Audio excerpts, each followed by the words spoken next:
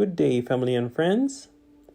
Today we continue our plan of reading the Bible in a whole year. Today's portion of Bible reading is 1 Kings 5. Solomon prepares to build the temple.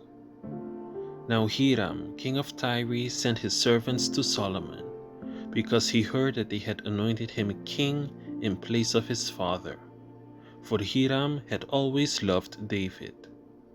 Then Solomon sent to Hiram, saying, "You know how my father David could not build a house for the name of the Lord his God, because of the wars which were fought against him on every side, until the Lord put his foes under the soles of his feet. But now the Lord my God has given me rest on every side. There is neither adversary nor evil occurrence. And behold, I propose to build a house for the name of the Lord my God, as the Lord spoke to my father David, saying, Your son, whom I will set on your throne in your place, he shall build the house for my name. Now therefore command that they cut down cedars for me from Lebanon, and my servants will be with your servants, and I will pay your wages for your servants according to whatever you say. For you know there is none among us who has skill to cut timber like the Sidonians." So it was, when Hiram heard the words of Solomon, that he rejoiced greatly and said, "Blessed be the Lord this day, for he has given David a wise son over this great people." Then Hiram sent to Solomon, saying, "I have considered the message which you sent me, and I will do all you desire concerning the cedar and cypress logs.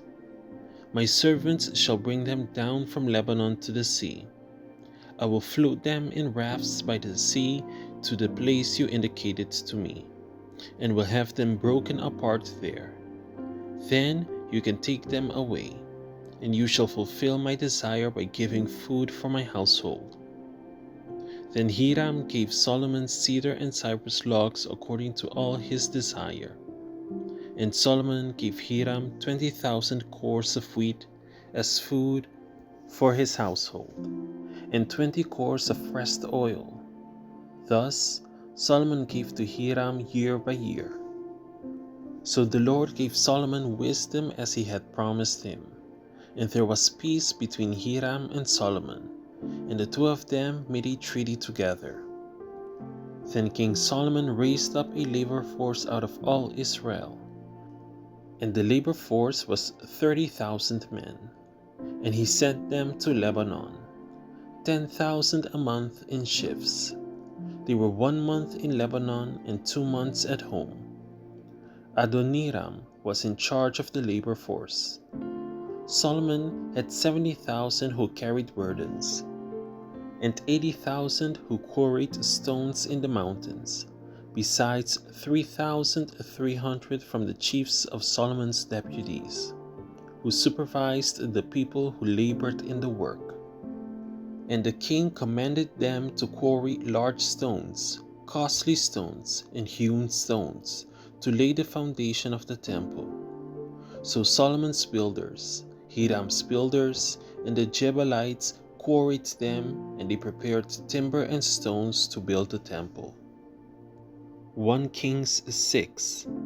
Solomon builds the temple. And it came to pass in the 488th year, after the children of Israel had come out of the land of Egypt, in the 4th year of Solomon's reign over Israel, in the month of Ziv, which is the 2nd month, that he began to build the house of the Lord. Now the house which King Solomon built for the Lord, its length was 60 cubits, its width 20, and its height 30 cubits.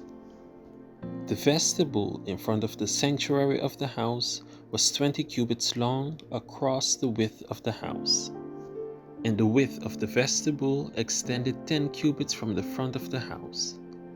And he made for the house windows with beveled frames. Against the wall of the temple he built chambers all around, against the walls of the temple, all around the sanctuary and the inner sanctuary. Thus he made side chambers all around it. The lowest chamber was 5 cubits wide, the middle was 6 cubits wide, and the third was 7 cubits wide. For he made narrow ledges around the outside of the temple, so that the support beams would not be fastened into the walls of the temple. And the temple, when it was being built, was built with stone finished at the quarry, so that no hammer or chisel or any iron tool was heard in the temple while it was being built. The doorway for the middle story was on the right side of the temple. They went up by stairs to the middle story, and from the middle to the third. So he built the temple and finished it. And he paneled the temple with beams and boards of cedar. And he built side chambers against the entire temple, each 5 cubits high. They were attached to the temple with cedar beams. Then the word of the Lord came to Solomon, saying, "Concerning this temple which you are building, if you walk in my statutes, execute my judgments, keep all my commandments, and walk in them, then I will perform my word with you, which I spoke to your father David. And I will dwell among the children of Israel, and will not forsake my people Israel." So Solomon built the temple and finished it. And he built the inside walls of the temple with cedar boards. From the floor of the temple to the ceiling he paneled the inside with wood. And he covered the floor of the temple with planks of cypress. Then he built the 20-cubit room at the rear of the temple, from floor to ceiling, with cedar boards. He built it inside as the inner sanctuary, as the most holy place. And in front of it, the temple sanctuary was 40 cubits long. The inside of the temple was cedar, carved with ornamental buds and open flowers. All was cedar, there was no stone to be seen. And he prepared the inner sanctuary inside the temple to set the Ark of the Covenant of the Lord there. The inner sanctuary was 20 cubits long, 20 cubits wide, and 20 cubits high. He overlaid it with pure gold and overlaid the altar of cedar. So Solomon overlaid the inside of the temple with pure gold. He stretched gold chains across the front of the inner sanctuary and overlaid it with gold. The whole temple he overlaid with gold until he had finished all the temple. Also, he overlaid with gold the entire altar that was by the inner sanctuary.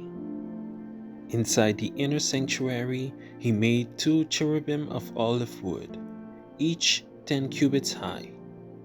One wing of the cherub was 5 cubits, and the other wing of the cherub 5 cubits.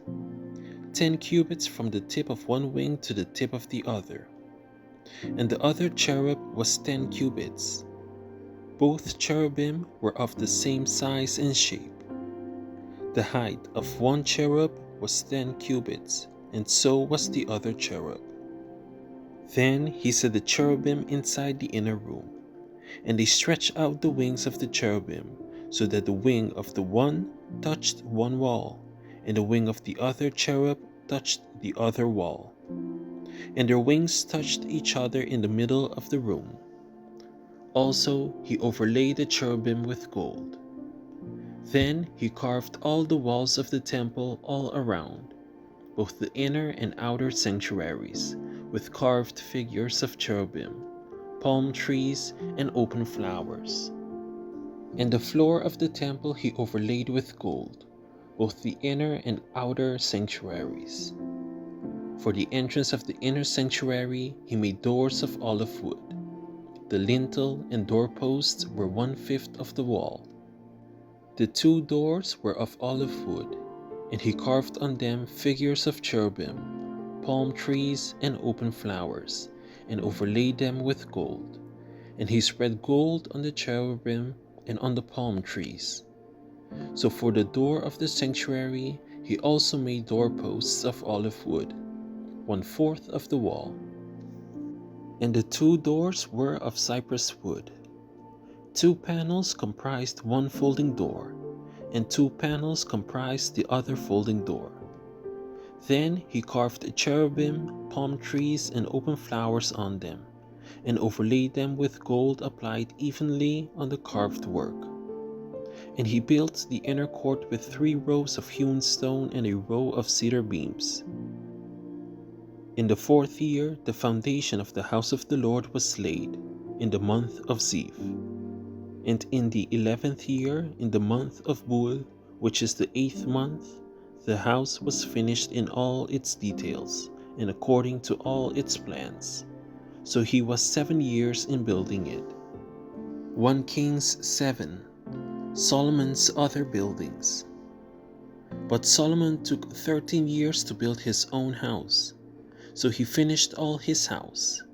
He also built the house of the forest of Lebanon.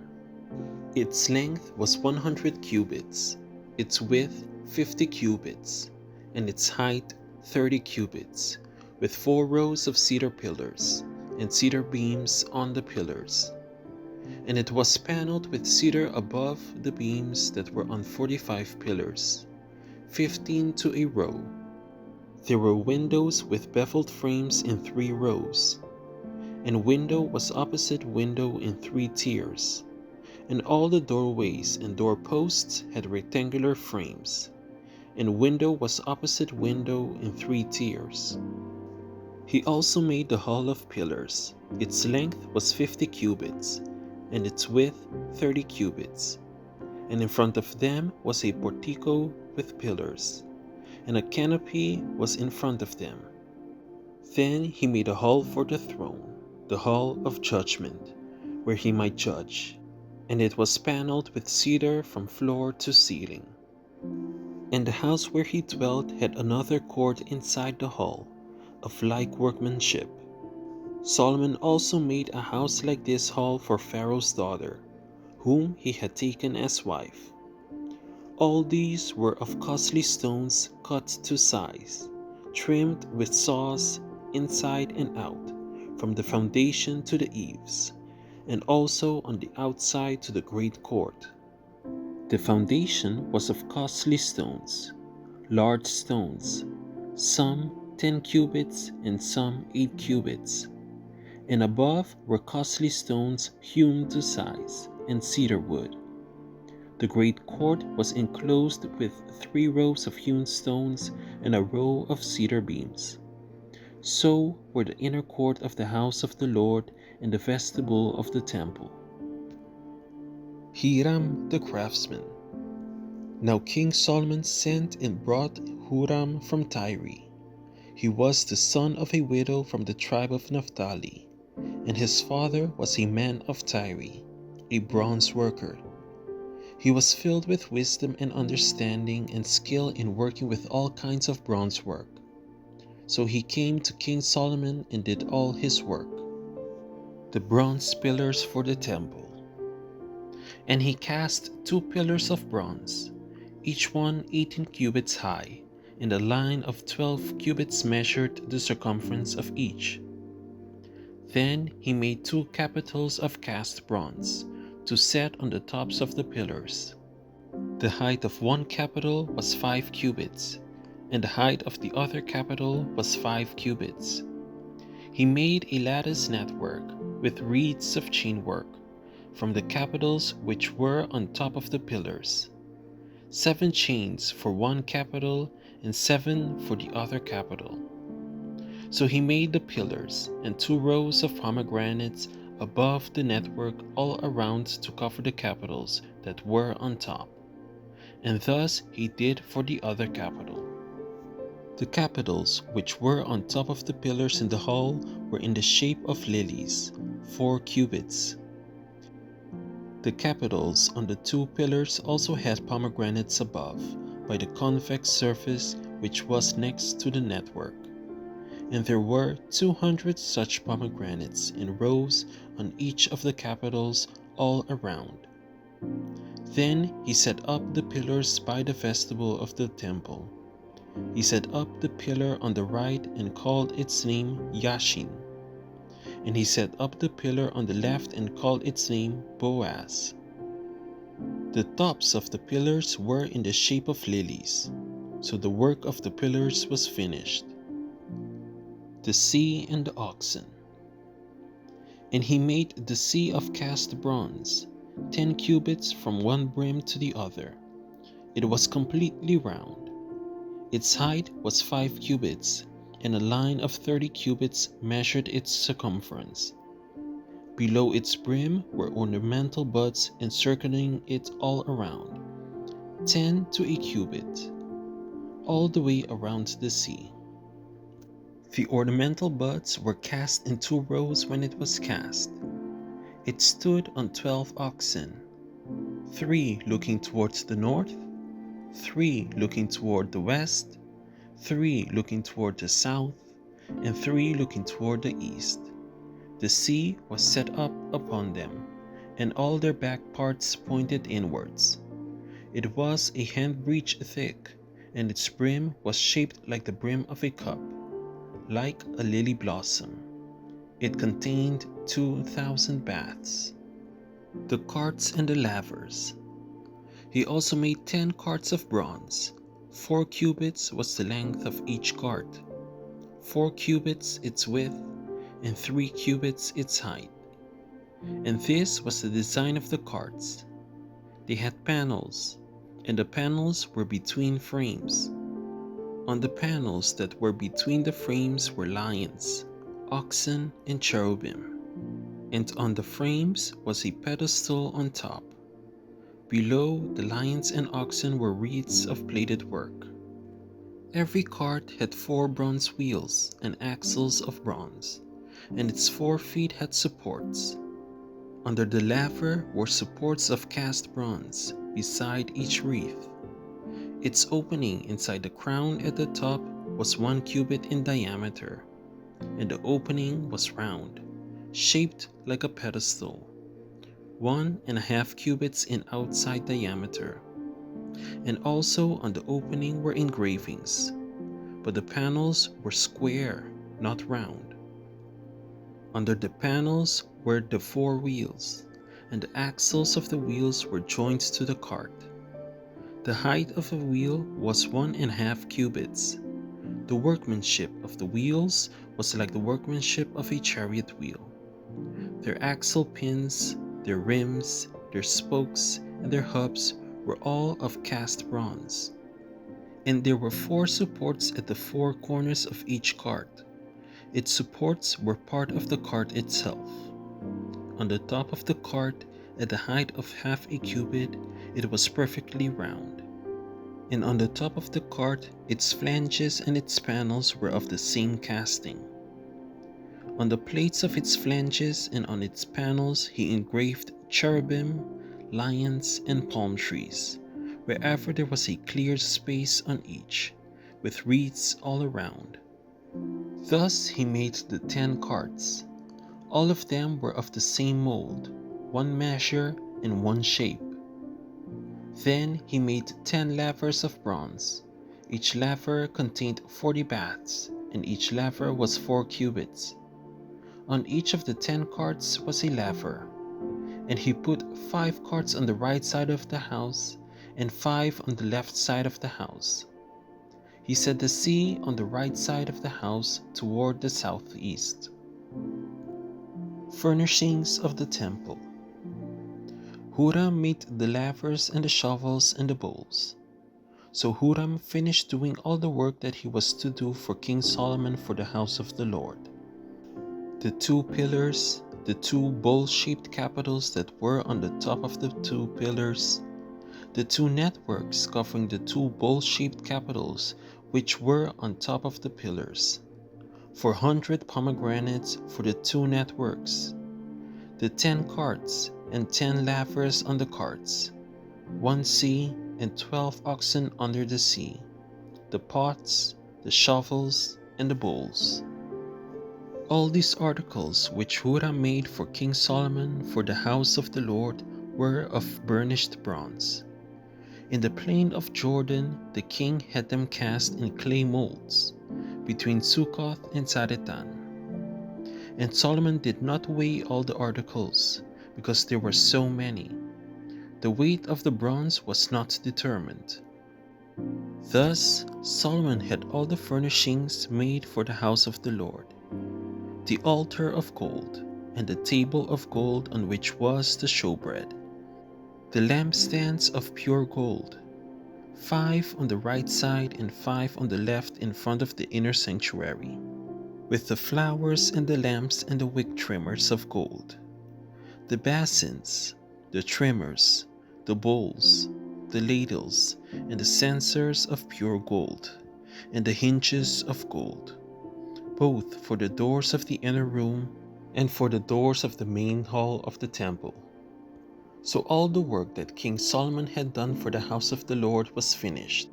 And Solomon brought in the things which his father David had dedicated, the silver and the gold and the furnishings. He put them in the treasuries of the house of the Lord. Thank you for tuning in to another daily Bible reading video. Be sure to come back tomorrow when we dive deeper into the next chapters of God's Word.